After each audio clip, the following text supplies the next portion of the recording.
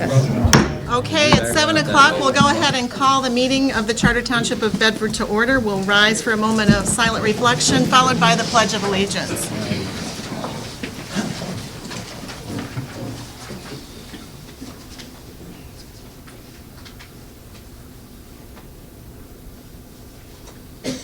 Thank you.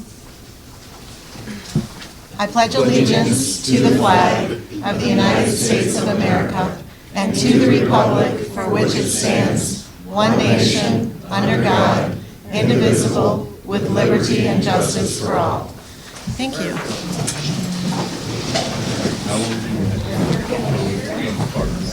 Thank you. All right. Clerk Farraco, please take roll. Supervisor Jones. Here. Clerk Farraco. Here. Treasurer Miller. Here. Trustee Hires. Here. Trustee Beamish. Here. Trustee Greenwood. Here. Trustee Dingman. Here. 7 yes, we have a quorum.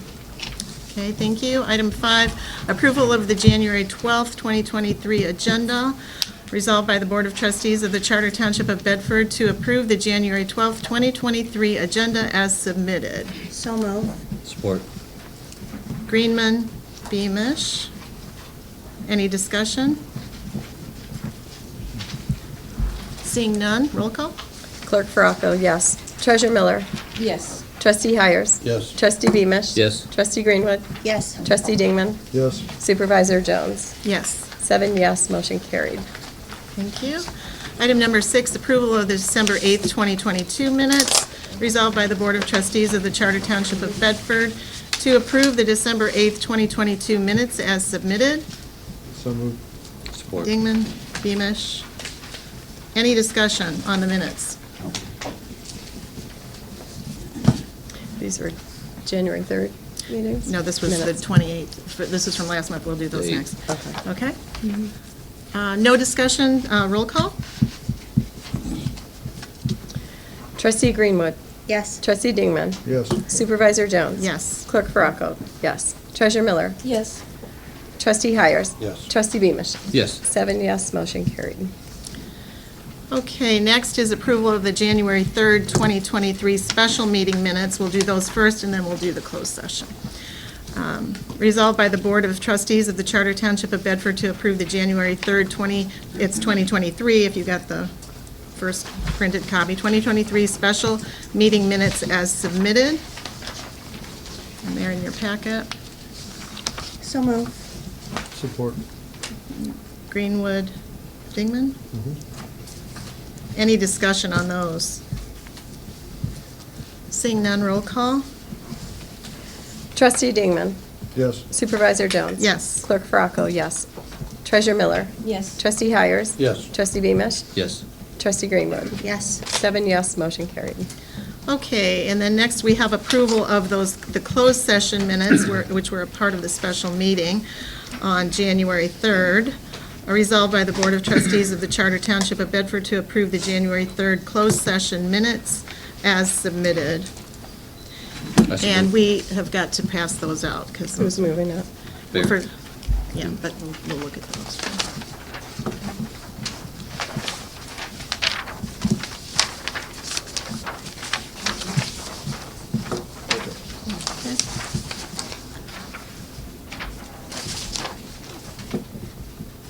Did you have support? Okay, so who was moving? I moved. Support. Beamish, Dingman. Questions on those at all? Okay. Seeing none, roll call?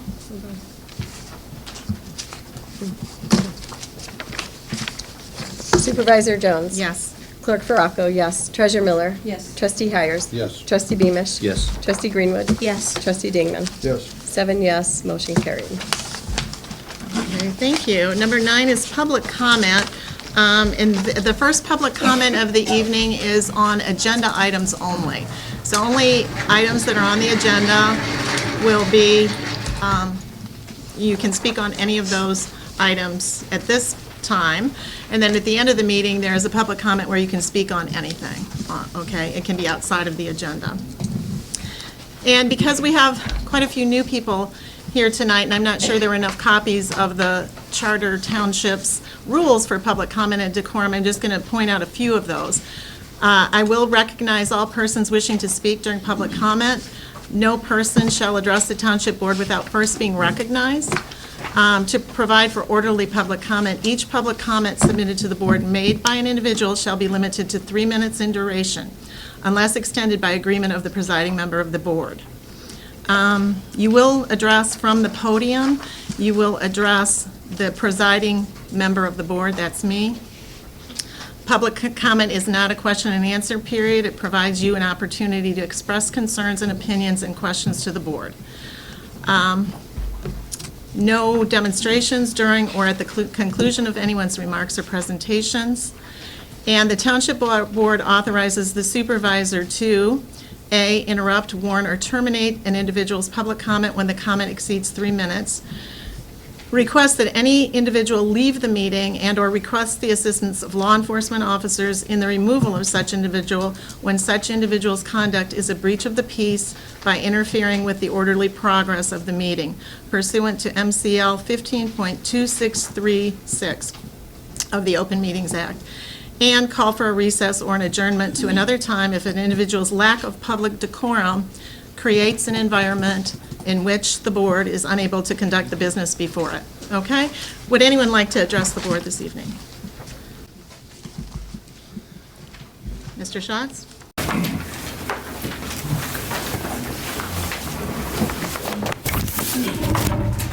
May I have extended time?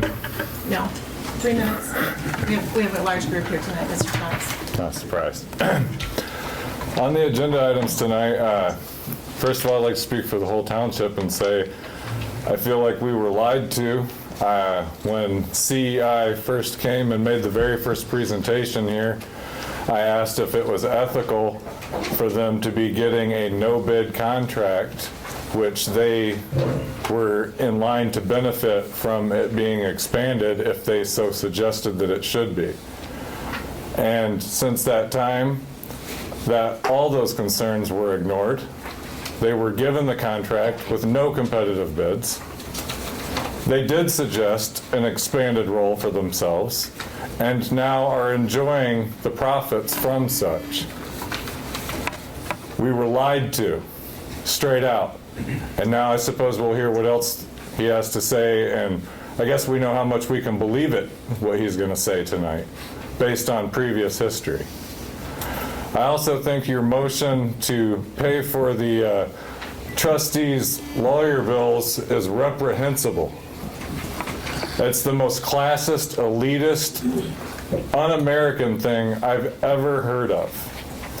The MCL suggested in the resolution apparently have no relevance to this situation. They don't mention township government or a trustee. They mention officers and employees who are acting in the scope of their duties. I've never heard of a township trustee's duties including manhandling the citizens when they don't agree with their First Amendment rights. This board has become beyond unrepresentative of the people. They have become authoritarian and fascist. We'd like to know also how the, excuse me, agenda items only.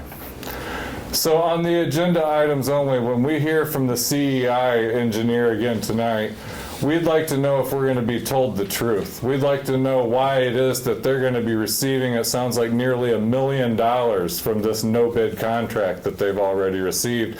And you've already promised us repeatedly that it's going to be an ongoing and expanded role. Is it going to be ongoing to be no-bid contract for CEI? I was looking back at the agenda minutes from January of last year when the board members were individually praising the decision to move on with the new law firm and the plans with CEI to expand the sewer and water project. And suddenly now, without a bid, they got the contract. Thank you for your comments, Mr. Schatz. Anyone else like to address the board this evening during this first public comment time? Anyone?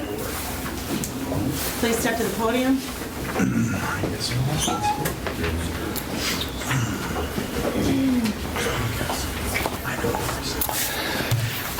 Hello, Adam Heikla, former Township Supervisor here. So I know a lot about the goings-on here. To a degree that a lot of the folks in the audience don't. When it comes to the agenda item here, this indemnification, someone mentioned online as I shared this, and we've been discussing it a little bit, they're claiming that this MCL, that you all shared the MCL and that you've proven that it's legal in what you're doing. It says that the criminal action is commenced against an officer and agency in the course of his employment. Now, Mr. Dingman in the video openly states the jurisdiction, the authority, the department of which he is approaching Mr. Schatz with. He openly states that he's on duty, just was on duty with the sheriff's department, and that he works for the prosecutor's office, repeats over, I'm with the prosecutor's office. What that has to do with why he's grabbing him and holding his arm is beyond me. And as Mr. Schatz said, what part of his job as trustee is to physically put his hands on a citizen? Because that's what he did. I mean, these are the things that you all are going to have to, I mean, I just don't even know what to say. I'm at a loss for words, guys. I'm at a loss for words. This is just so egregious that you would think that he was somehow in a correct action in his duty and what he was doing. You better be voting this down. I mean, mind-boggling that you think that any one of you in your position of government should be able to grab somebody because you don't like that they're recording them. You realize that we've said we have to record you all because of actions like he did. The action that he took is tyrannical. When government thinks that they can get away and then you all back him up on it, that is tyrannical. When people continue to make noises in the audience and you don't actually gavel them, but then you have someone arrested for whispering to his phone, that's tyrannical, like we said. Point of order, this is not an agenda item. It is on the agenda item because it's describing your tyranny and the reason why you need to vote against the item on the agenda. Thank you. Thank you for your comments, Mr. Heikela. Any other member of the public who would like to address the board this evening? Anyone else? Yeah, I will. Okay. Mr. Van Gogh? Peter Van Gogh. I'm sorry, we're over capacity in this room, by the way. That's what I should have started with, and I need you Mr. to understand that we're Heikela, over Mr. 54. Heikela, please sit down. Thank you. Well, we need a point Mr. of order Heikela? and safety on that. You'll be the next to lead, and then there'll be another chair available. Mr. Van Gogh, please. Peter Van Gogh, 650 Linwood Avenue. I was the last person the trustee Dingman spoke with before, let's call it an incident, on that wonderful Monday morning. And I was an eyewitness, and I expect to be subpoenaed and testify in court to what I saw, so I don't need to bring up what I saw here. I addressed this board that day, and I told you what I thought of you and the fact that you were not innocent in this. Your silence since then on the matter has showed you've done absolutely nothing to mitigate this. You could have mitigated before it developed into what it was. It was vigilante justice, and you've done nothing. So you deserve everything that's coming at you, and it's just shameful that you spend money on this person that I respect. I voted for him for supervisor. I have voted for him as trustee. I looked at him until that day as a respectable law enforcement officer, and now I see a thug with a badge. Thank you for your comments, Mr. Van Gogh. Anyone else wish to address the board this evening? Anyone else during this first public comment time? Anyone? Okay, we'll move forward. Next on the agenda is the Communications, number 10, a list of everything that's in your packet for this evening. I think pretty self-explanatory. And then we have the next on the presentation, we have a presentation on the River Road Water Project update with Senior Engineer Randy Ramsey, and he's going to do a little PowerPoint for us. There were some of the PowerPoint presentations available on the table outside. I'm sure we didn't have quite enough, but, okay. Thank you, Randy. What I'm here to do tonight is just give you a quick update on where the River Road Water Project is, and then, of course, answer questions that you may have. So hopefully everybody from the board at least has a PowerPoint copy. Okay. I want to talk about some project background. It might be redundant to most of the board members, but I think it'd be good to give some background on the project. Talk about the Drinking Water State Revolving Fund Loan Program, which I'm going to call the SRF to speed things up. Talk about where we're at with the preliminary design right now, and then a tentative schedule. I think a lot of people haven't seen the schedule that's been set up so far, so I think it'd be good to go over that. So, a little over a year ago, the Township Board was approached with issues along River Road about PFAS contamination in the drinking water wells. And PFAS is a newer type contaminant. Technology is just getting better and better to be able to test for it. So they have titled that an emerging contaminant, and we'll talk a little bit more about that in a second. But they're actually test results and samples from wells in that area that tested not only positive for PFAS, but it also exceeded the maximum contaminant levels that the EPA has set up. So the State Health Department, the EGLE, which is the Environment, Great Lakes and Energy Department, and the Calhoun County Public Health Department have all been watching this. They're all aware of these samples.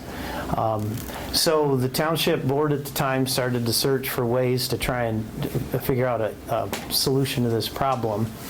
And they asked us to help, and the research that we did, pretty much the only thing that was going to help that wasn't going to be 100% cost to the township was the SRF program. So we started the application, the initial application for that process, and one of the first things that needed to happen was you have to prepare what's called a project plan. It's pretty defined from EGLE how you prepare that. And then one of the requirements is that project plan gets presented at a public hearing, which we did June 27th of last year. And so we're continuing on with that application process. And the next step would be for the board to pass a resolution with an intent to secure a bond. So basically that just lets you public notice that you have the intent to secure a bond. And I'm going to talk more about the bond here in a second because it's kind of confusing with this program and the state that it's in right now. But the SRF program it's an existing low-interest loan program that helps communities solve public water problems. The township is applying for that loan through that program. It qualifies for a 100% loan forgiveness, basically a grant. But because it's a loan program, you have to go through all of the steps that you would have to go through to get a loan, even though you're not going to be paying anything back, nor charged interest for it. The reason for that is that you may have heard of the bipartisan infrastructure law that was passed. It brought a bunch of money into the states to work on infrastructure projects, and I think $55 billion of that was put towards clean water stuff, drinking water stuff. And what the federal government decided to do was, if we're going to influx all this money for infrastructure into the states, the best way we can do that is to put it into a program that's already in existence so that it can go right out to projects. That's why this is a loan program, but yet some projects qualify for 100% forgiveness, which Bedford Township did. Through the initial application process, EGLE scored all of the projects that came in, hundreds of them, and this particular project scored in the top 10 out of all of those. And it has the PFAS component to it. So that allowed to Eagle to approve a 100% loan forgiveness because of the emerging contaminants. So we're, again, going through the application process. We've started what's called, the acronym SHPO stands for State Historic Preservation Offices. And then the THPO is the Tribal Historic Preservation Offices. Threatened and endangered species, we have to get clearances from all of those folks. We have lots of permits that we have to get. But right now, we're kind of going through negotiating permits at the same time as doing design for the water main project. So let me jump into where we're at with the preliminary design phase of this project. We're currently doing what's called a topographic survey, so that's where we come out and survey the physical features of the land and the path that the water main is going to follow. And then we're also having soil borings done so that we know what the soils are like underground. One of the key components of this project is what's under the river, because at the north end of the project, we intend to do what's called a directional drill underneath the river, and we need to have the right kind of soils to be able to do that, namely not have bedrock. Those borings are done. We haven't seen the results. They just got done Friday, I think, so we're anxious to see the results of that. We're also selecting an alignment. So we've worked with the City of Battle Creek and the road department, Calhoun County Road Department, to see where at in the road right-of-way we can put the water main. We've obviously got huge trees out there. We have gas mains, we have power poles.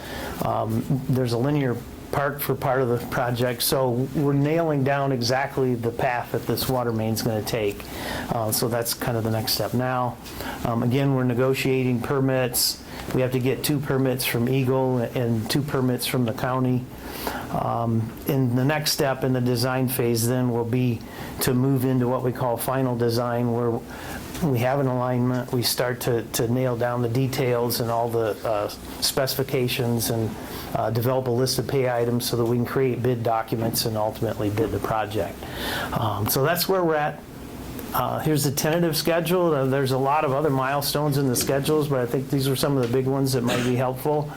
May 19th, we need to get the final approval from Eagle of the project plan. So this is the project plan that we had here in July of 22. They're having us do some tweaking to it. There's nothing really significant, just adding some stuff to it. So I don't see any issue with that approval. June 30th, we're supposed to bid the project. And then in August, there would be a closing for, and I put in quotes, loan with the Michigan Finance Authority. So again, these are all procedures that have to take place to be part of this program.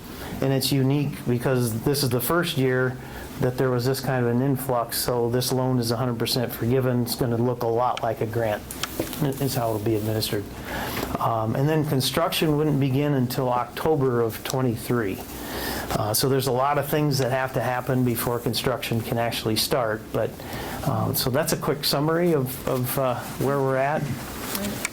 Do you want to do questions now? Or? The board questions first. Any questions from the board? How long do you expect the duration of construction?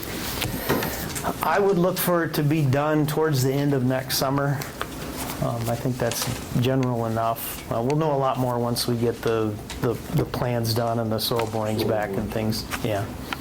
The game plan right now, what we've got negotiated or at least confirmed, is we're going to put the pipe 12 foot off the center of the pavement. And what that'll allow us to do is put the pipe in, still leave a little bit of existing pavement from the center line over towards the pipe. And then when that's all said and done, they'll saw cut right down the middle of the road and then put a new road. Half the road will be brand new. And then we're going to cap over the whole thing when we're done. So the whole road will look new.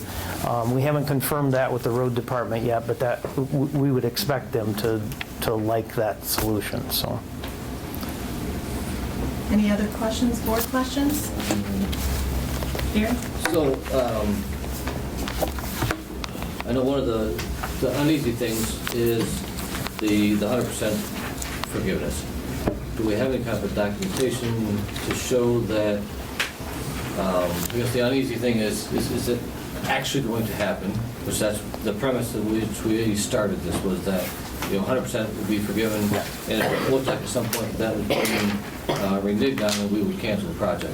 Correct. So We- our we- residents have valid concerns that that's going to get, 100% forgiven, that this isn't going to be, taxpayer dollars getting spent, even though it's a necessary project, but do we have any kind of a documentation that we have to show that?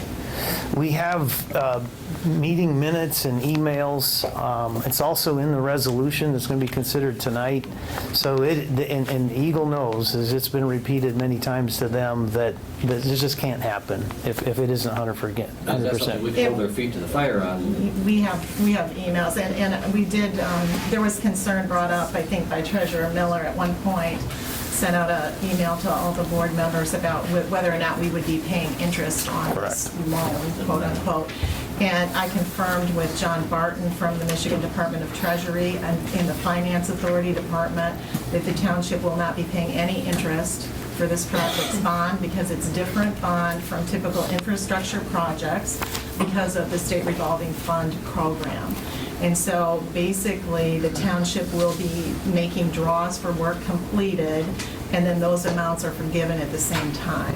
That's in writing by the Michigan Finance Authority. There's two gentlemen that we can contact about that, Mr. Barton and Mr. Boyne, and I have their numbers. And at any time, if this starts falling apart, we still are backing out. And that's in our original resolution that we signed back in June, that we added that clause that if this is not 100%, if this $5.1 million is 100% loan forgiven, we're going through with it with no interest. Otherwise, we're not. So what went out in terms of scaring the public and in terms of raising taxes was not accurate.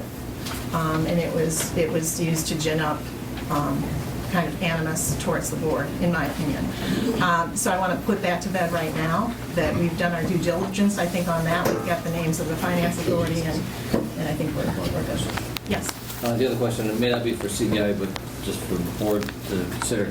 At least one of the residents, all the residents that came for that project from that road were supportive of it. Yes. The one lady, I remember she was concerned about hookup costs.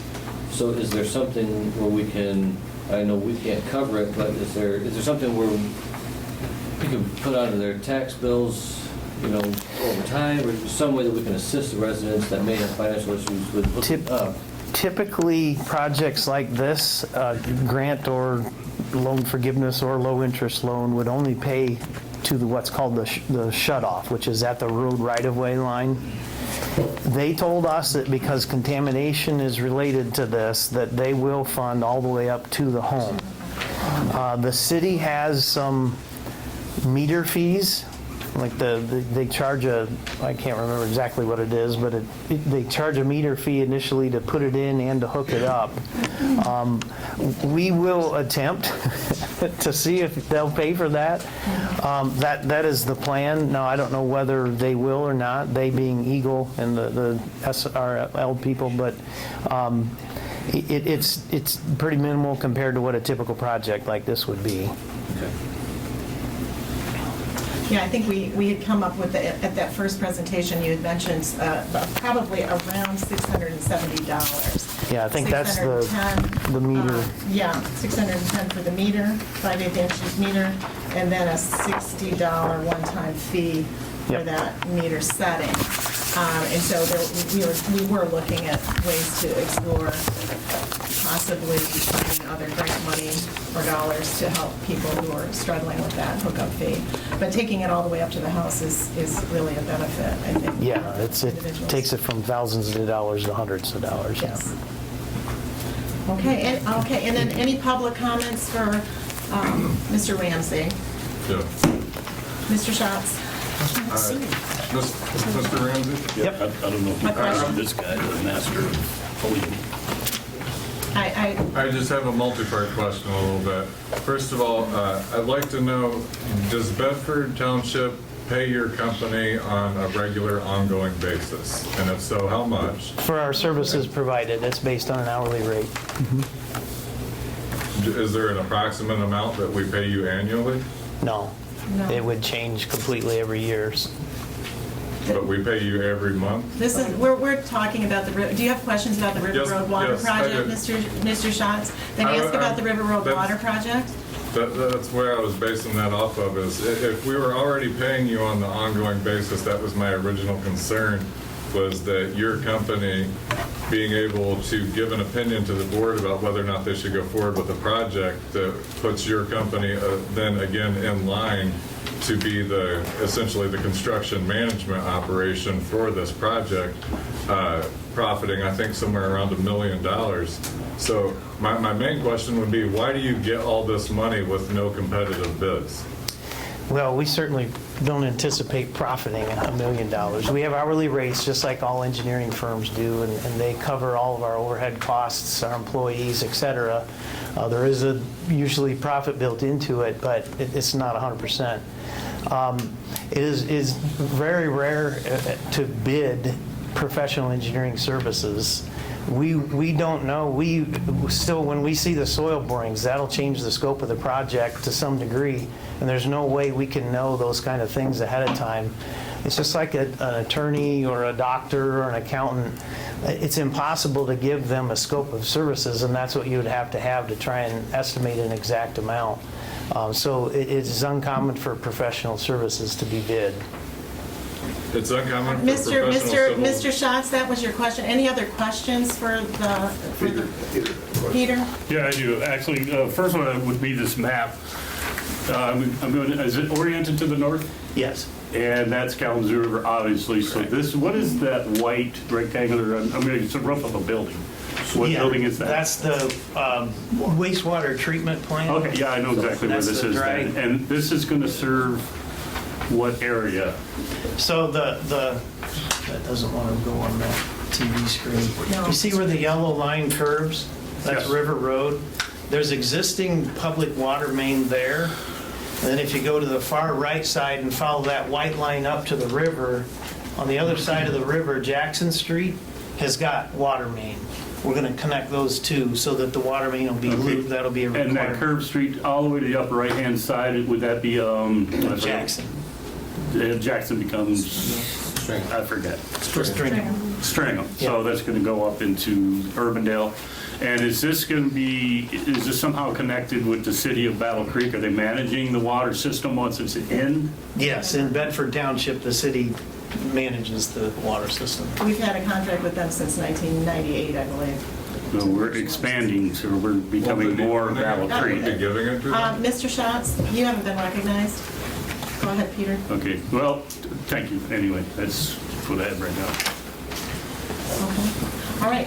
Thank you, Mr. I have more questions, No, ma'am. Is there a limit? Yes, there are. Any other questions? Any other questions about the River Road Water Project? Yes. I have a question about the River You've had Road your project, question answered, and now we're going to move on to the reports. Number 12, reports. Finance is the first report. Mr. Ramsey, if you don't want to stay, feel free to grab your flash drive. Thank you.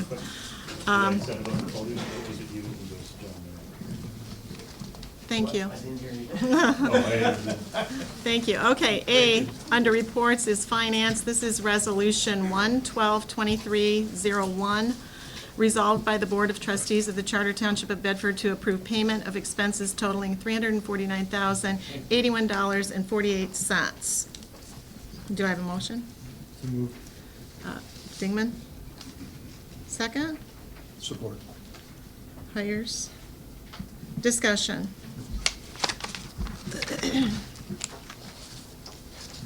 Any discussion? Okay, seeing none, roll call? Treasurer Miller. Yes. Trustee Hires. Yes. Trustee Beamish. Yes. Trustee Greenwood. Yes. Trustee Dingman. Yes. Supervisor Jones. Yes. Clerk Farraco, yes. 7 yes, motion carried.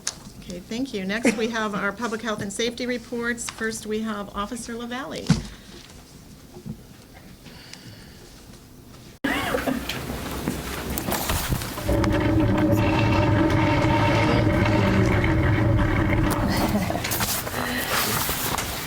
All right, so I'm Officer LaValle. I'm one of the Bedford Township officers that contracts with the city of Battle Creek. I primarily work night shift for the township. Just want to go over a few incidents that occurred this past month in the township. We had overall 348 calls for service in the township, as well as double digits in numbers on arrest. That's consist of domestic arrests, warrants arrests, weapons offense arrests, and operating while intoxicated arrests as well. We had a breaking and entering with forced entry incident that happened on North Washington Ave and Morgan Road. At this time, it's still under investigation, unknown suspects, but purses and shoes were stolen from that residence. We had a few larcenies of catalytic converters stolen off cars in the area of Collier Road and West Michigan Avenue. So I would recommend, if you guys have garages, to park your vehicles in the garage. All right. We did have a possible hostage incident that occurred on East Birdsell Street.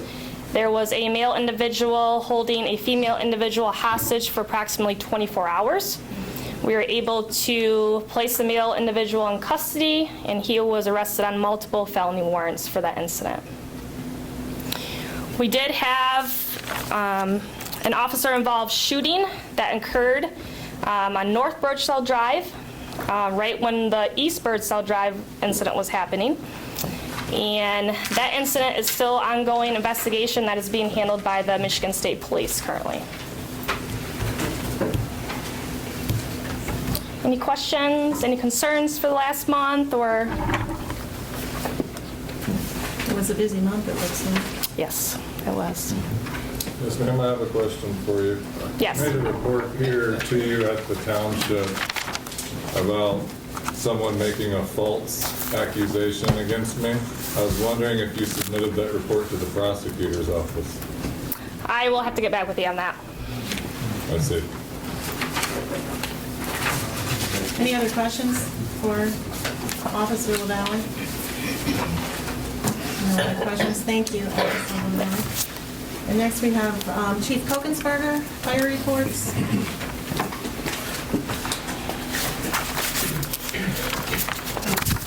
Last year, on our runs and stuff, was 1,082 runs. Out of that, there was 803 medicals. So it leaves 279 other runs that we made. So medicals is pretty well going pretty good in the township here and stuff. This month it's already started off pretty good. So that's all I can tell you. The other request I got right now, I'd like to have the board take a count of the people in this room in there and see the capacity is 54 and see if we're over it. If we're over it, somebody's got to go.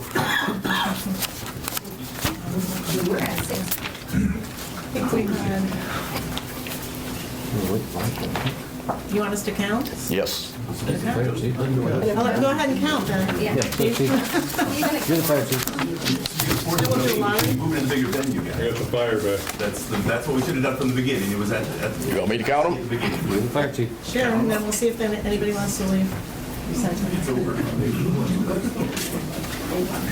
Nobody wants to leave. You don't get to kick people. Who's going to move the fire truck?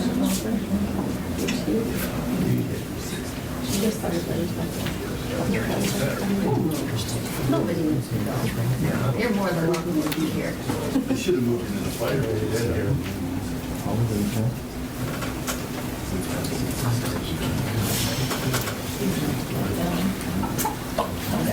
56. So you want to move the fire trucks? Is that, what are we, we're too over? That's not necessary. I will gladly go stand in the hallway. I'll go with you. I'll go with you. Here you go. And I would also like to voice my displeasure of that Bush League move on your part. Okay, so thank you for those of you who volunteered to do that. That's all I have. Appreciate it. Okay, building official Mark Hires. Yeah, it's, again, quite slow, but it's surprising with the warm weather. We're seeing people break ground on a new house I did a footing on today, another one out on Loose Road coming, some pole barns and stuff. Typically in the middle of January, you would not see that happen. This warm weather and no frost in the ground whatsoever is kind of pushing some things along, so there's a little bit more work than normally we would see this time of year, but it's still a slow time of year and won't pick up till about March. Okay. Okay, great. Building and zoning, Kira? I pretty much am just gonna second what Mark said.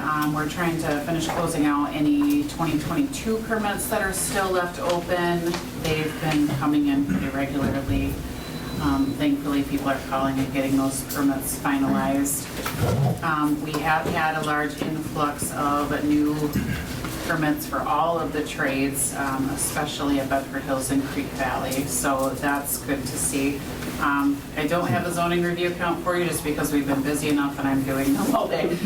So I kind of glossed over that part. And I also have to finish up my continuing education for my master plan yet between now and February. Okay. Well, thank you, Kira. And then flight official Mike Savio. Any report, Mike? We had a real nice wind this last month. We've got several abandoned homes that are coming around, and one of the homes has been abandoned for over 10 years. A lot of break-ins, and the neighbors were complaining. So it took me a while to do some research. The gentleman who owned it passed away many years ago, so I couldn't find the owner. I finally found him in Indiana, and it was his son, and he says, "I don't want the home, you can have it." I said, "We don't want it. It's going to cost us $10,000 to have it torn down." And I asked him if he'd be interested in selling it. He says, "Sure, it's not worth money." It was bad. This home's just a disaster. Found the realtor, hooked him up, and 2 weeks later, it was sold, and now the man's totally remodeling it, so it saved the county a lot of money. Great, that is a win. Anything else, Mike? That's about it. Okay.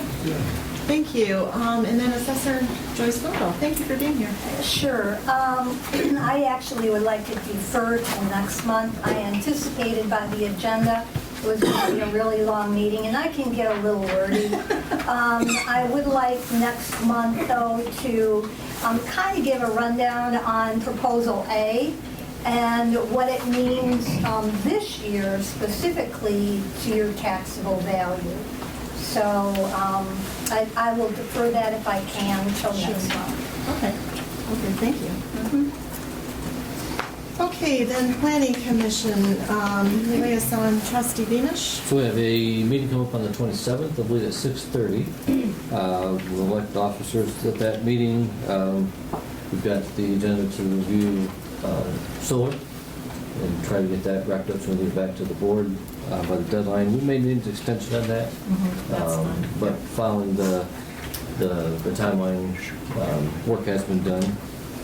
So 27th, everybody come out and see the meeting. 24th.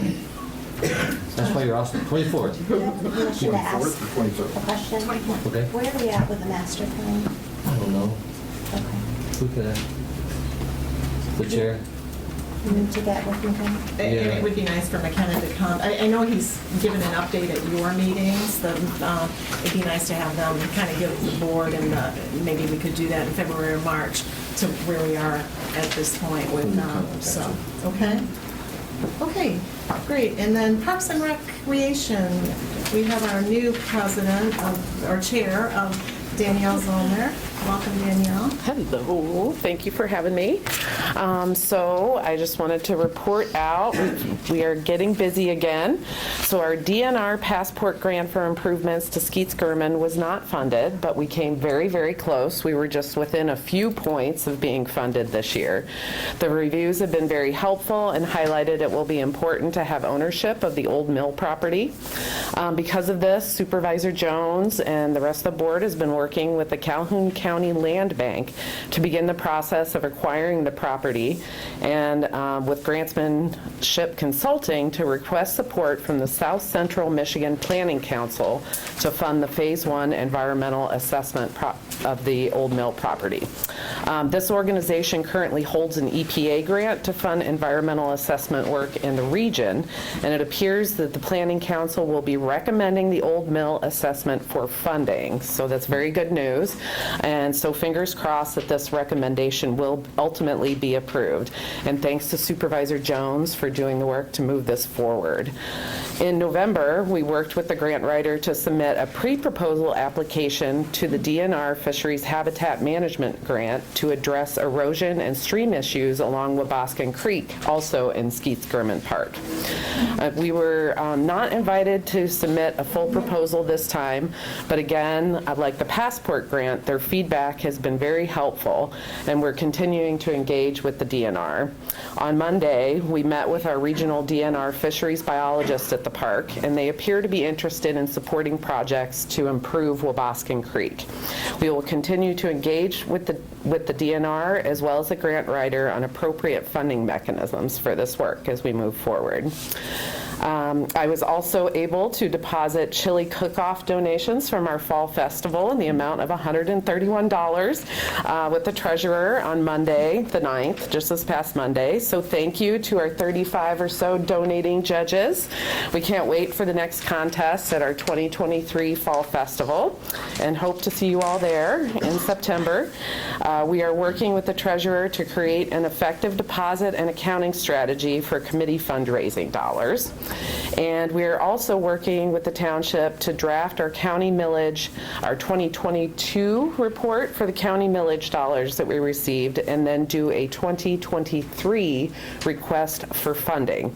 A final draft will be submitted for approval at the next board meeting, so the February board meeting, and then will be submitted to the county by the February 15th deadline.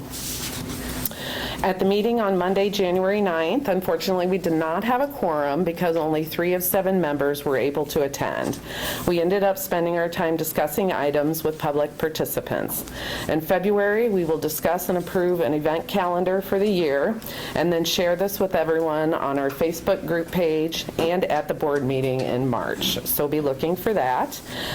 Karen Scullion has asked to step down from the committee, and we have asked Nika McCarty to join our committee. We thank Karen for her service, and we're very happy to hear that she will still be involved as a volunteer. And we're excited to have Nika join the committee, and her appointment will be formalized at the next board meeting, possibly with another member. Our next meeting will be held on Monday, February 13th at 6 p.m., just here in the township offices. We will be approving our November and December minutes, approving our event calendar for 2023, and discussing additional priorities for park improvements at that time. If you're interested in keeping up on what's going on with the committee or volunteering to help with events, please, I encourage you to join our Bedford Charter Township Parks and Rec Facebook group. It's just a public group that we have going to kind of keep things, keep everybody informed on what's been going on and keep up on dates and ways to get involved. So please feel free to join that. And we are still continuing on with the survey and have nearly 90 responses recorded at this time. But we would still like to capture a larger proportion of residents' thoughts as we are working to improve the park resources in the community. So please, if you have not filled out our survey already, before you leave here tonight, take out your phone and put it like you're going to take a photograph and just walk up to that QR code there that's posted on the back whiteboard. And if you just shoot your camera at it, it will automatically pull up the link, and you just hit that link and you can fill it out digitally. Depending on how many comments you might have, it should only take you anywhere from like 5 to 10 minutes maximum. So thank you very much. I appreciate it. Any questions for Danielle? Any questions?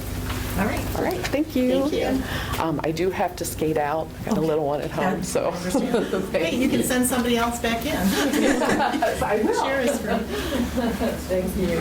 Okay, very good, thank you. Number 13 is unfinished business, and we just have under here just an update on the superintendent manager.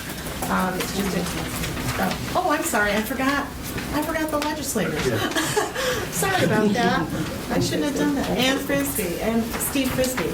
So, Representative Hodsma, would you like to address the board? I didn't see that.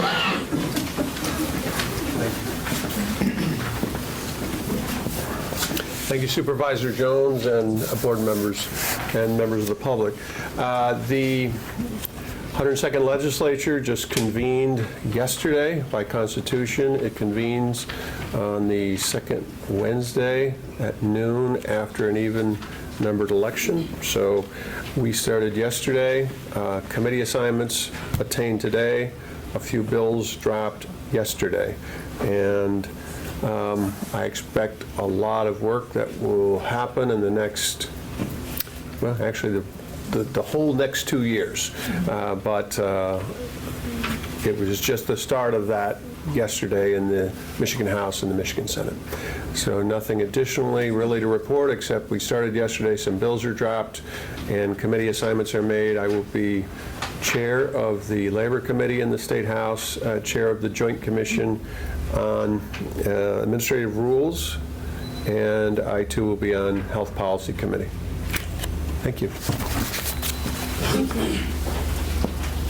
Commissioner Frisbee. Good evening. Our only business was the organizational meeting. Small agenda after that. Kathy Suvetti was elected as the chair to serve in the 2-year term, and I was elected as the vice chair for a 1-year term. So moving forward, our biggest next amount of work is committee assignments. Much like at the state, we have about 50 to dole out amongst all the commissioners, so it's not every other Thursday that we do our job. It's quite a few other committees behind the scenes. So I'll let you know which ones I'm assigned to again moving forward. And if there's any questions from anybody, I'll entertain. Any questions? Sure. Kathy Suvetti. I got a little question. There's some word about the roads fund being cut. Do you know anything about that? Like something about $1,000 between 9 townships, anything like that?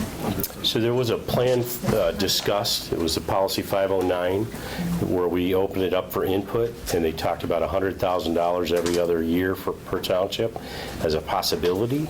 That was pretty across the board not thought highly of. So they're retooling 509 from their inputs in that meeting at the township level, and we'll bring it back to them once it's ready.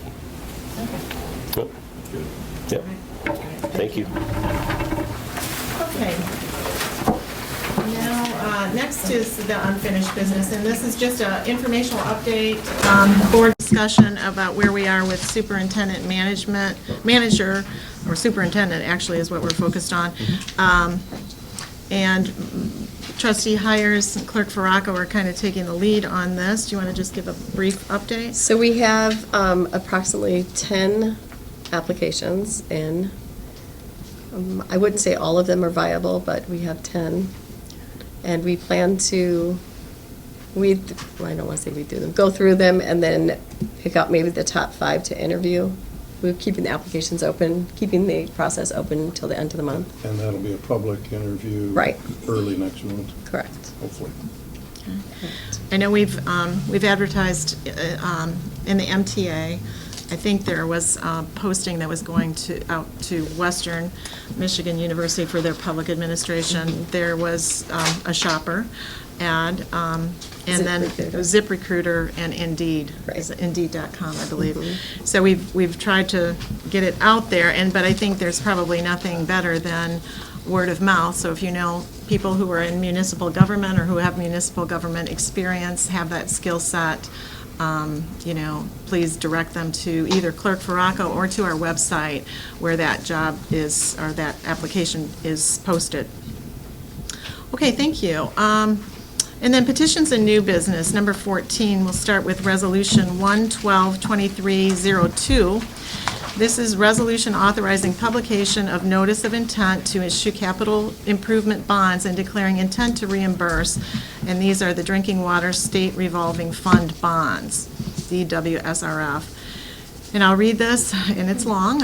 Whereas the Board of Trustees of the Bedford Charter Township, County of Calhoun, State of Michigan, determines that it is necessary for the public health, safety, and welfare of the township to provide safe drinking water to an area recently discovered to have PFAS contamination in the groundwater where the existing private wells are located, by acquiring and constructing a public water main together with all necessary interests in land and all related sites, structures, equipment, appurtenances, and attachments thereto the project. And whereas the Section 517 of Revised Municipal Finance Act, Act 34, Public Acts of Michigan, 2001, as amended, provides a means for a township to finance the cost of capital improvements such as the project, and whereas the project qualifies for the State of Michigan Drinking Water State Revolving Fund Financing Program, administered by the Michigan Finance Authority in the Michigan Department of Environmental, Great Lakes, and Energy. And whereas the township has applied for financial assistance to acquire and construct the project through the DWSRF program, and the township has been advised that it is eligible to receive a loan of up to $5.1 million with 100% of the principal borrowed, qualifying for principal forgiveness, and whereas in order to receive the financial assistance through the DWSRF program, the township will need to issue bonds in a total amount not to exceed $5.1 million, and a notice of intent to issue the bonds must be published before the issuance of the bonds in order to comply with the requirements of Section 517 of Act 34. And whereas the township intends at this time to state its intentions to be reimbursed from proceeds of the bonds for any expenditures undertaken by the township for the project prior to issuance of the bonds. Now, therefore, be it resolved that the township clerk is authorized and directed to publish a notice of intent to issue the bonds in the Battle Creek Shopper News, a newspaper of general circulation in the township. Number 2, the notice of intent shall be published as a one-quarter page display advertisement in substantially the following form. And then there is an attachment in your packet, just laying it out, what it looks like. Okay, so can I have a motion for this?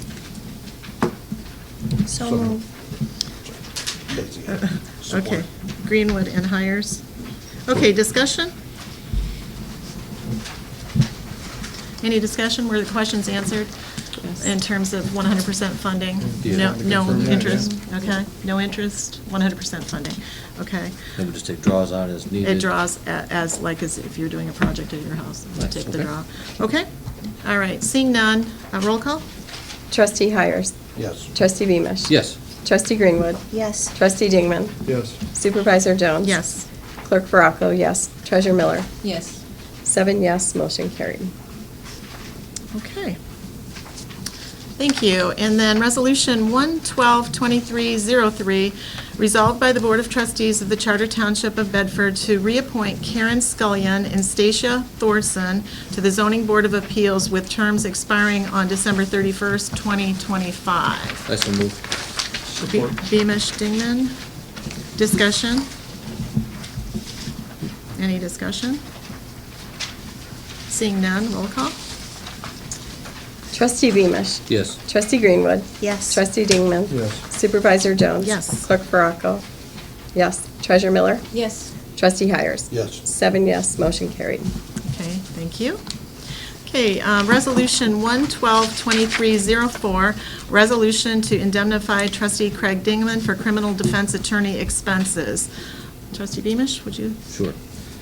Whereas Craig Dingman is a trustee of Bedford Charter Township, whereas on or around January 4th, 2023, Craig Dingman was charged with 1 count of assault and battery pursuant to MCL 750.81 by the Eaton County Prosecutor's Office, which will be prosecuted in the Calhoun County 10th District Court, case number C230025. Whereas Craig Dingman, as Township trustee, may be entitled to insurance defense, and this matter has been submitted to its insurance adjuster for review. Whereas MCL 691.1408 provides that if a criminal action is commenced against an officer or employee of a governmental agency based on the conduct of the officer or employee in the course of the employment, if the employee or officer had a reasonable basis for believing that he or she was acting within the scope of his or her authority at the time of the alleged conduct, the governmental agency may pay for, engage, or furnish the services of an attorney to advise the officer or employee as to the action and to appear for and represent the officer or employee in the action. An officer or employee who has incurred legal expense after December 31st, 1975 for conduct described in this subsection may obtain reimbursement for those expenses under this subsection MCL 691.1408. Whereas MCL 691.1408 provides that a governmental agency may pay for, engage, or furnish the services of an attorney to advise an officer, employee, or volunteer of the governmental agency and to appear for and represent the officer, employee, or volunteer in connection with civil or criminal litigation or an investigation or proceeding if the litigation, investigation, or proceeding involves the officer, employee, or volunteer as a result of his or her conduct in the course of employment with or actions taken on behalf of the governmental agency, subject to the following limitations. If a claim is made or a civil action is commenced against the officer, employee, or volunteer, subsection 1 of this section governs that governmental agency's authority to pay for, engage, or furnish the services of an attorney to advise the officer, employee, or volunteer as to the claim and to appear for and represent the officer, employee, or volunteer in the action. B, if a criminal action is commenced against the officer, employee, or volunteer, subsection 2 of this section governs the governmental agency's authority to pay for, engage, or furnish the services of an attorney to advise the officer, employee, or volunteer as to the action and to appear for and represent the officer, employee, or volunteer in the action. Whereas the Township Board of Trustees determines that Trustee Dingman was acting within the scope of his duties of Township Trustee on July 25th, 2022, which resulted in the aforementioned criminal charge of assault and battery and indemnification to pay for, engage, and furnish the services of a criminal defense attorney for representation of Trustee Dingman in the criminal litigation and/or proceedings is authorized by law and appropriate.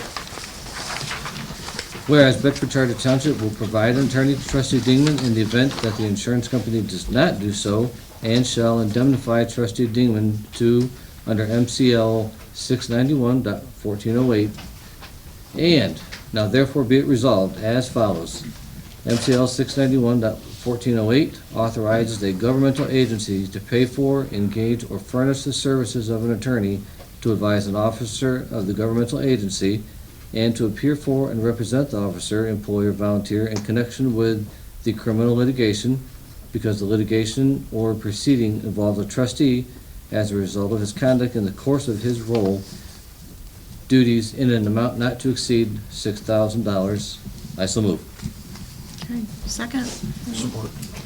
Okay, moved by Beamish, support by Hires, discussion.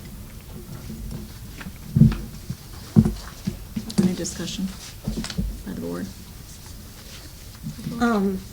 Yeah, I wanted to scrutinize the language, in particular, whether he was in performance of his duties at the time. So I did some research looking into it, and he was here 15 minutes prior. There was a citizen redressing a grievance.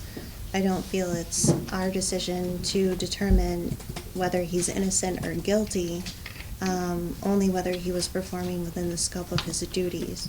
And by that fact, I feel like that's been met. I would say the opposite, and for the exact reasons the residents said.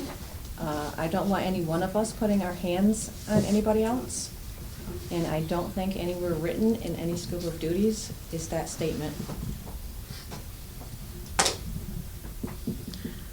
I don't think that any of us, including the treasurer, were out in the parking lot at the time of the disturbance.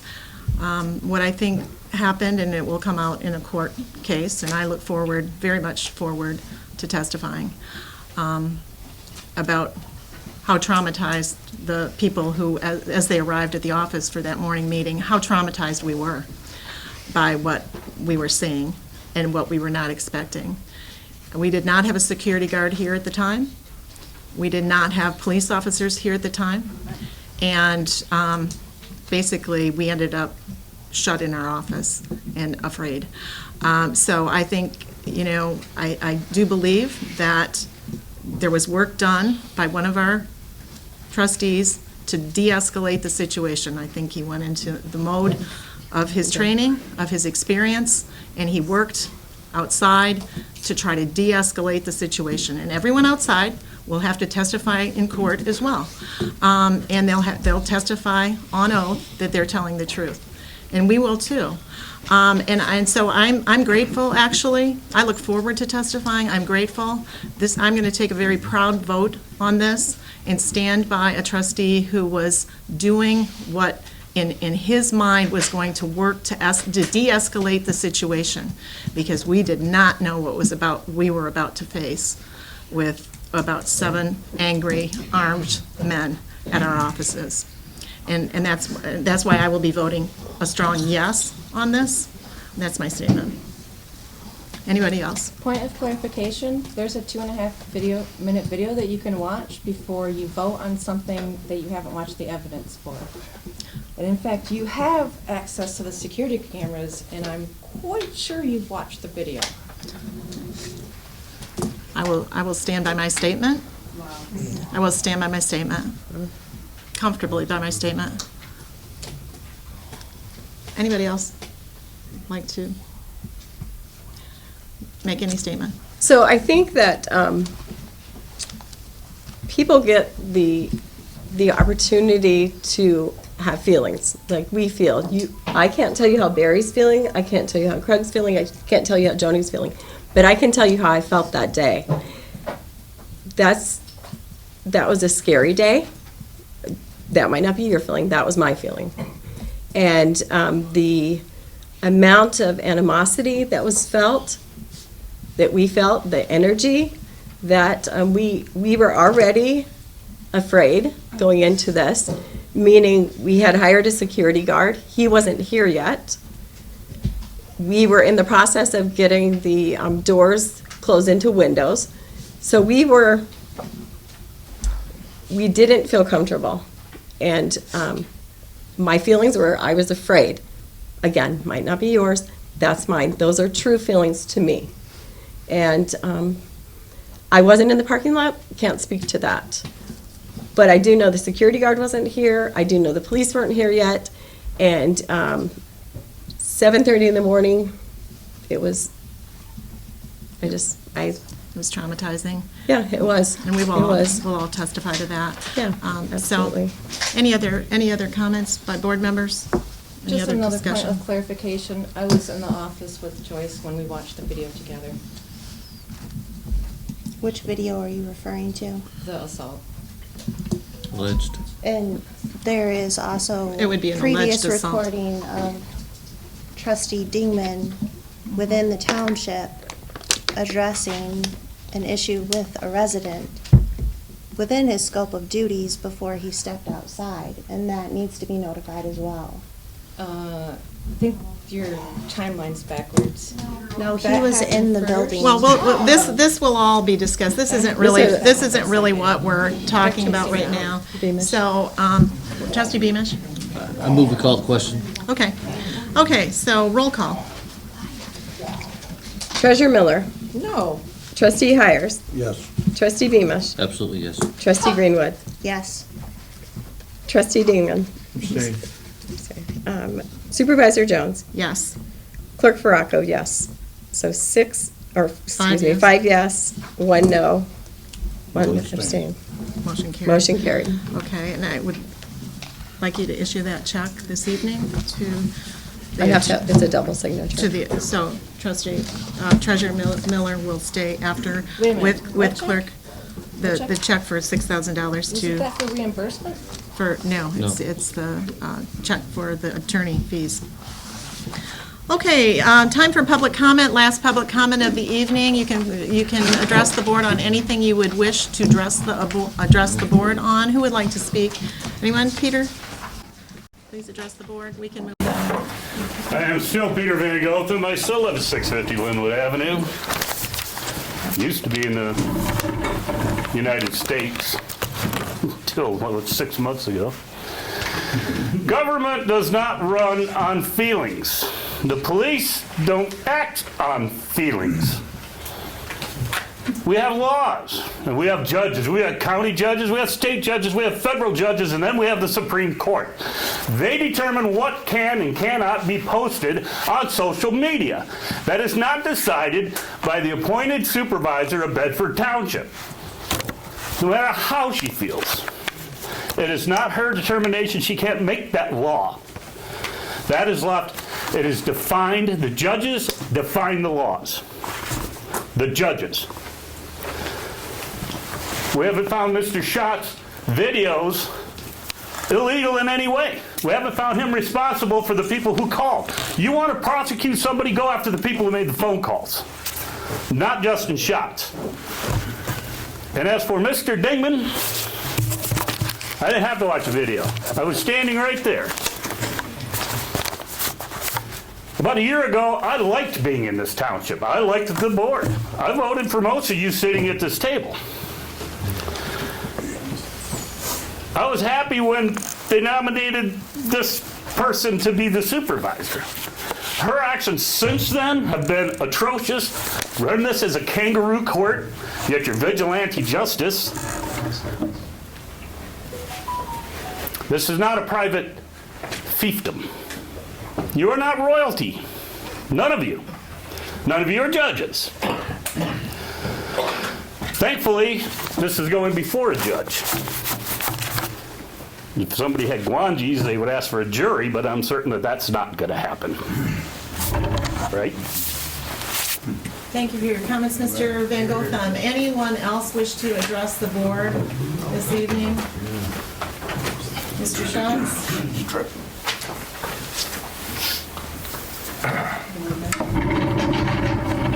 Wow, I've seldom seen a more despicable, classist, elitist display from government. That's Ms. Supervisor Jones, that's from Mark Hires, that's from Stacy Greenwood, that's from Joyce Farraco, that's from Barry Beamish, and that's especially from Craig Dingman. You took oaths to protect the people and represent the people in this township, and yet you're choosing to take and steal their money to defend one of your own for assaulting one of the citizens that you oathed yourself to protect. That's classism, that's elitism, that's corruption, that's collusion. I can't believe this attorney isn't ashamed to be here sitting at a table with y'all. He has a bar association. Please address the board. I am addressing the board, ma'am. Thank you very much. I think that your actions here tonight are going to spell none of you getting reelected, and you don't deserve it. Because you are a bad supervisor, a bad clerk, and bad trustees. Craig Dingman was the only one that salvaged a hair of dignity by abstaining from that vote. The rest of you, what are you thinking? These people here are seeing what you're doing. They saw the video, they know what happened, and they see you declaring that the elite in your class don't have to play by the same rules. The laws about not putting your hands on people don't apply to them, and they don't even have to pay for their legal defense. The peasants will be forced to pay for it, won't we? That's the real message here from the classists who steal public beaches and use it as their own private, supposed beachfront at their home. That's what y'all do. You just make rules for whatever you want. We talked to someone on your lake association board. She went on record as saying how you know you don't pay the taxes for the public land that you steal and use as your beachfront, and you're not going to, because you wealthy folks pay enough taxes already. So when I asked her if she felt that there was any danger that we, the public, might be able to use that public beach around St. Mary's Lake, she scoffed and laughed and said, "No way. Who would dare come in my backyard? Who would dare come sit behind one of our houses?" I heard Joni Jones was complaining about some peasant being out on her private lake in a boat staring with binoculars. How horrible. I'd have her to know that at my public lake at Wabaskin, we have duck hunters blasting metal shot falling on our rooftops when they're duck hunting. Thank you for your comments, Mr. Schatz. Thank you. Yes, ma'am. Any other public comment tonight? Yes, sir, in the back. Please state your name. Yeah, I'm Jeff. I just wanted to state real quick, as you can see, I can't see very well. And also, I can't hear very well, so if we could get some kind of microphone for the back so that we could hear better, that would be great. Thank you. It doesn't work. It doesn't work, but thank you. Thank you, I appreciate that. We do. I have a system. Okay, great. I'll bring it. All right, anyone else wish to address the board this evening? Anyone else?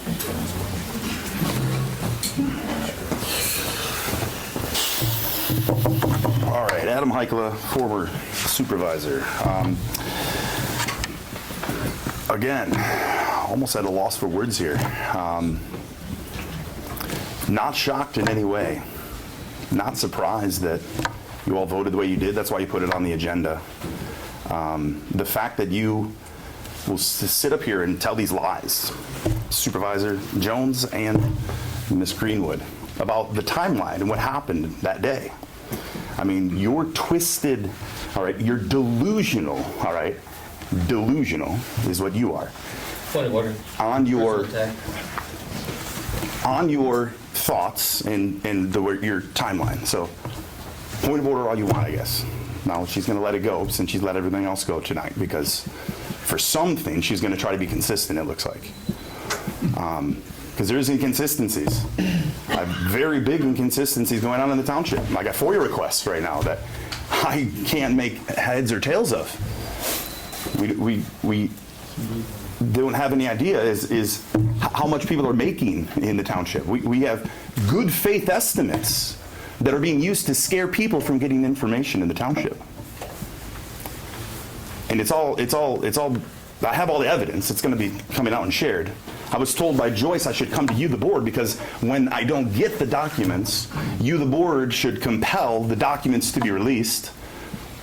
That's an option. But the other option is going to be into circuit court. And that's what I told Joyce, but she didn't understand. That's exactly what will happen, is going to circuit court now for the denials that have happened and the hiding of information. Hiding of information of emails. Mark Hires sent an email when he resigned from the board. He sent it to everybody. But for some reason now, we're told that those emails no longer exist. I'm told now that the emails between the attorney about that whole situation does not exist. All the other emails, I was told by our clerk, exist from that time. But for some reason, the ones that show that Mr. Mark Hires was contacted by our attorney, and he steps down from his position less than an hour after I told the attorney that I would have to be removing him from one of his positions at the following board meeting. But instead, our attorney decides to communicate with him. But that evidence will come out. Since I said I do have the copies that I saved of my emails, but you will give up. You will be giving because your server still has it. Whether I have to go through the court and compel you through a forensic audit of your server to get the documents, we'll get the documents. Okay? Thank you. Okay, anyone else wish to address the board this evening? Barb Culver. I live on Lynn Drive. I just want to thank the board for all that you did in 2022, and I know you're looking for a good year in 2023. You guys all have had to put up with a lot, and I do want to say thank you again. Just one thing I would like to see different through the fire department. When Chief gives out his report, I would like it to be, and I'm sure hopefully other people here would like to see a more detailed report stating that, maybe 5 heart attacks that he went to, or maybe 1 birth, that we have something like that. I would like to see more of a detail through the fire department, like our police department does. What those medical responses. Right, what the medical responses are. Okay? Thank you very much. Thank you. Any other citizen like to address the board this evening? Yes, sir. Hi. My name is Max Brundage. I will confess from the beginning, I am not actually a Bedford citizen. I am an illegal immigrant from Marshall. So I came here because I was interested in some things to do with the blight that you've dealt with. I would direct this point of clarification. Is that what it's called? I wouldn't know Robert's rules if you hit me in the head with it. The homes that you had alluded to, some of which had been demolished, some of which were salvaged by the realtor that had gone on to remodel things. I'm actually a realtor and a home renovations person. So I'm interested in that sort of thing, and I'd heard through various rumors, grapevines, etc., that you had a higher than usual amount of blight as far as homes go, or at least I heard about it happening here. So to that end, I'm interested in that. Is there any sort of public access to what is slated to be potentially demolished? Do you have Public? how many have been actually demolished or sold? One.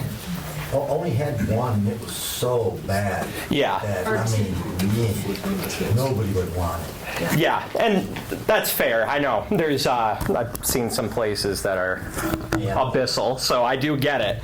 I've worked some miracles before, but not several. So I understand some of them are beyond help. But at times, depending on how ambitious I'm feeling, I might be able to take some on that are potentially available, because I mean it's less township taxes to be spent on demolition, especially if it's 10 grand plus for demolition. And we have had homes that have been, have gone to the land bank. First right of refusal here, but that have gone to the land bank, correct? So, I mean, Sure. And then there's the potential for auction, Are the land bank homes the ones that are typically the first on the chopping block vis-a-vis blight? Well, not necessarily. A lot of Depends on times. the Point of order. delinquent tenants. This is not back and forth. Right, okay. But get with our blight officer Sure. if you're interested. Okay. Thank you. All right, thank you, Mr. Brundage, for your public comment. Any other public member wishing, Mr. Stein? Mike Stipe, 655 Hamilton Road. Lots of negative tonight. Lots of negative. And it's not all negative in this township. I know that. I think everybody else here in this room knows that. I would point out that, and we can debate whether Mr. Dingman is innocent, guilty, who knows what, acting in what capacity until tomorrow morning or the next morning or the next morning, I'm quite certain. And I don't know him from Adam, other than to say that he's, on the board. I think it's a great thing what the board approved there, and for this reason and this reason only. The people that are on the board and that are working for the township, and again, we can debate whether he was acting in that capacity appropriately or not, should have legal protections. That's important. I would say to the naysayers, one of which who's been on the board before, some precedent has now been set that, if he's ever on the board again, well, then he's got the same legal protections that somebody else has. And I think that's important. Why do I think that's important? Because if you don't have the legal protections, and this isn't about making someone feel like they have the right to do something, put their hands on someone or anything else like that. If you don't have the legal protections, you're not going to have people that are interested in manning the post. And that's what this is about, manning the post. Anyway. That's all I got to say about that. Hallelujah. Thank you, Mike. Thank you, Mike. Thank you. Thank you, Mr. Stein. Mr. Marzick? Chris Marzick, 118 Wheeler. So, speaking of this superintendent job coming up, if we do decide to hire a superintendent, I don't see a reason why Bedford Township needs a supervisor. They're going to oversee all the other spots and everything else. Why do we need a supervisor at that point? We're going to be paying somebody to do the same job, basically. That's all I have. While you're there, just so I can clarify this for everyone who's here, it is statutorily, a charter township has a 7-member board. So you always have to have a supervisor. If we go to this model, if we're able to find a good candidate, that candidate takes over the day-to-day operations of the township. And I do not have a salary, I do not have benefits, I basically am the liaison to that person, but I receive a stipend, much like the board does for the monthly meetings. That's it. So you are not, I've heard that through the videos also, just revving people up, like, we're gonna have 2 people that are, 2 salaried positions. That is absolutely not true. Let me clear it up right now. That's not true. It is going to something like having a county administrator for the county commission. It's like having a city manager for the city. There are a lot of projects that we have going right now, a lot of balls in the air. We need stability. We need a CEO who's going to be here, hopefully, and provide that stability through election cycles. We have not had that. I'm the 4th supervisor in 6 years.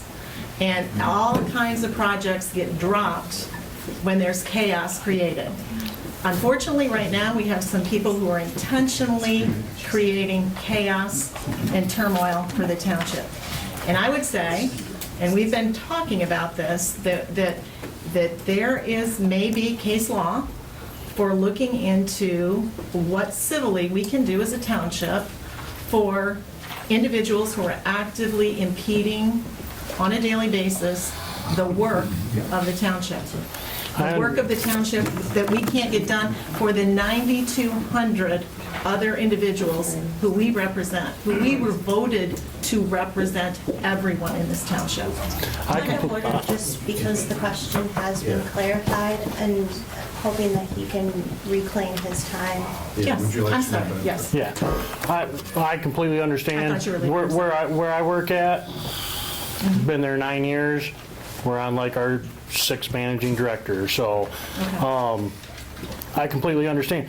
But at the same time, we don't need to be paying more people than we need. And you're not going to be. And I'm sorry. Because it's, I know, because it's our money that's being spent. Okay. So. Well, when I was explaining to you, I thought you were getting ready to leave the podium. No. So if you need more time, please. That's all I had. Okay. We don't need to be spending more money in the township than what we need. Believe me, I think everyone up here is very fiscally conservative, and so we're trying to not do that. So, okay.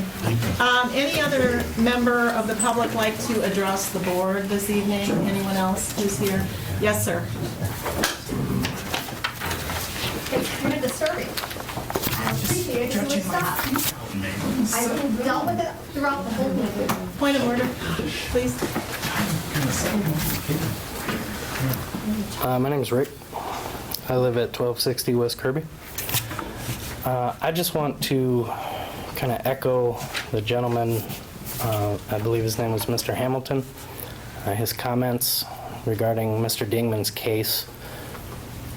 I also agree that there's a lot of debate about guilt, and I understand that. I think everybody's emotions are high over it, and I understand it. And it sounds like, based on the comments that I've heard up here, you all do too. And so, just as a citizen, just as a person, I think it's important that everyone, including our entire community, takes that into account, that we're all humans, including the people that are sitting here at these tables. You guys are entitled to your emotions and to how you feel on things. And that's real. I appreciate you, Clerk Farraco, for sharing that. That's important to know. regardless of anyone's opinions, those are yours and you get those. The vote wasn't about anyone's guilt. It was simply about representation. And that's what needs to make sure, we need to make sure that's very clear. So I appreciate that. Only other point that I have, these point of order spots where I've seen some of you calling out some of these things, some of these interruptions, I appreciate that. I know there's a lot of things going on in our community right now that are toxic, and I hope that they don't spread. I know how these things work. I know a lot of you do. And unfortunately, it's going to spread both ways. But the more we show support for each other, including the community, for the board, the better off our community is going to be. Thank you. Any other citizen here tonight wishing to address the board?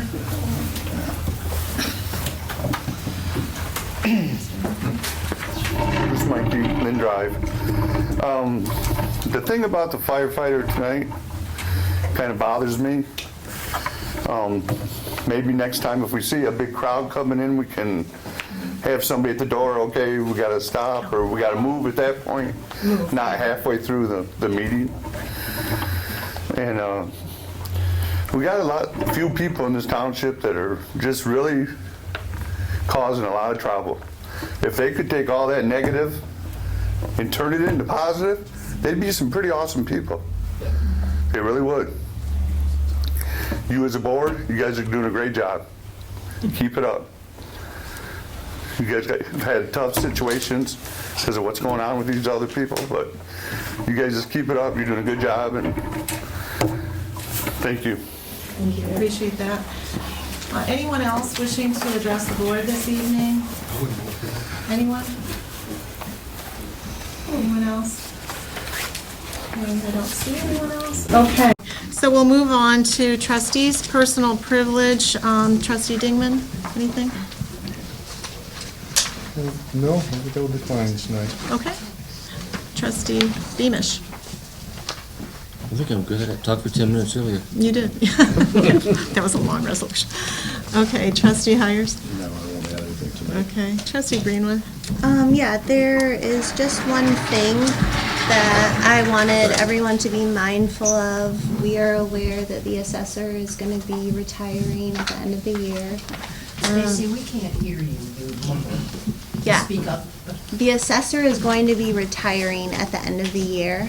So Trustee Beamish and I have been working together to figure out a plan as well as a contract for the zoning administrator. So those will be potential items moving forward and kind of developing a plan of action for her replacement. So I just wanted everyone to be aware of that. Okay, thank you. Anything else? Okay, announcement by chair, chairperson, or elected official. Clerk Faracco. I have nothing. Thank you. Okay. Treasurer Miller. Oh, thank you. Okay. Supervisor announcements. I wanted to mention that Mr. Van Gotham had said something about restricting social media. I don't really believe that we've restricted social media. We use our social media platform. Okay, maybe I misinterpreted. I'm talking right now. Social media that we're using here at the township is for Facebook. And what we found at the very beginning was that some of the comments on Facebook, we have like 5-6 people in the office who can't monitor that all the time. And what initially happened with it when we set it up was that we were having people who were using profanities and it ended up just being garbage. And it was not it didn't reflect well on the township. So now we have limited comments. There's no comments.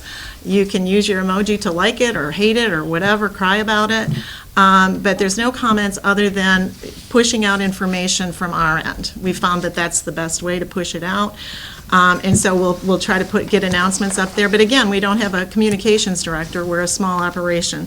So that's why some people feel that their First Amendment has been violated because we're not allowing them to speak on our public platform. It's used for informational purposes only. You're free to disparage us on yours, but you're not free to do that on the platform that's ours. In terms of documents, and we've been inundated with FOIAs, just, and it certainly is your right to FOIA any information. But again, small operation, very small operation, and so when the clerk has to focus on getting and responding to all these FOIAs, I'm telling you, she's not able to do the rest of her work. That affects everyone else in this township. Everyone else, whether you know it or not, that impedes the work of the township. So when we say, and the clerk says, I do not have those records in my possession, I can tell you she does not have those records in her possession. Now, if they're on a server, we'll have to hire the IT people to come and find the things on the server. I know that my computer, which had been the previous supervisor's computer, and I believe the previous supervisor's computer, former supervisor's computer, I can only find things back to 2020. So they're probably on a server. We don't have the knowledge to how to get that. So if they are, we'll have to search for that. That would be an added charge. So you can't give documents that you don't have. No one in this township, no board official is hiding any information. Nothing. So you can narrate that into videos. You can get people all excited about it, or certain people excited about it, but it's not true. So, if you want to have fun with that, go have fun with it. Get your clicks, monetize your social media. But in the meantime, 9,000 other people in Bedford they're not getting the same services that they should have. And that's a problem. So, and with that being said, one positive thing, the city of Battle Creek did want me to let you know, and there are some of these out there, these rain barrel sales that they're putting on now, and why are rain barrels important. This is for the whole clean water issue, that it lowers the amount of stormwater runoff, especially in urban areas. It helps prevent soil erosion, saves rainwater for later use on indoor plants, and money saved on electricity and water bills. So, and it's a nice project, and they're actually very attractive. So if you want to order one, grab one of the ones that are out on the table out there. Okay, and seeing no other business before the board, we will adjourn at 36. Thank you all for coming.